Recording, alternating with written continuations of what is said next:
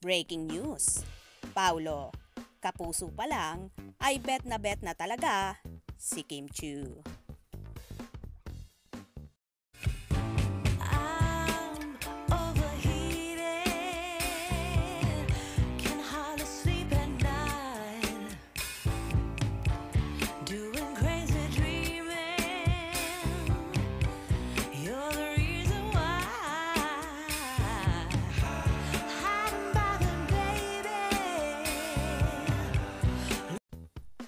Nasa GMA 7 pa pala noon ay nabanggit na niyang gusto niyang makatrabaho sa Kapamilya Network ay si Kim Chiu.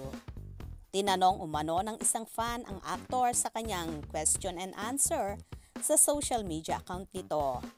Tanong ng fan, sino sa Kapamilya Network ang gusto mong makapareha if ever na magkaroon ka ng chance?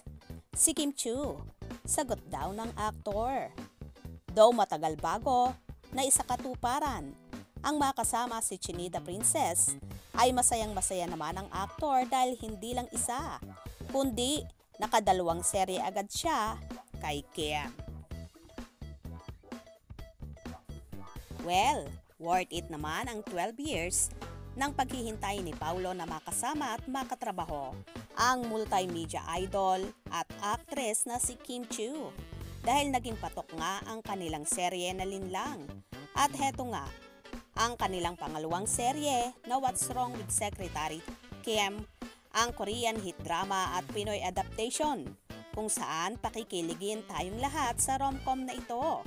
At ayon pa nga kay Kimi, ay lalagyan na lang nila ng Pinoy touch para lahat ay makarelate sa kanilang bagong serye.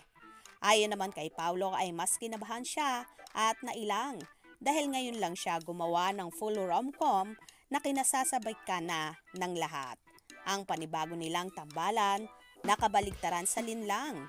Kung sa Linlang serye ay heavy drama ang naganap dito. Naman, sa What's Wrong with Secretary Kim ay puro good vibes at magpapasabog ng cuteness at kilig factor ang Kim Pao na posible ngang mauwi sa totoong buhay ang pagmamahalan. Kaya naman tumutok at wag na wag pahuhuli sa mga maiinit na kaganapan. Anong inyong magiging reaksyon sa video ito? Comment below.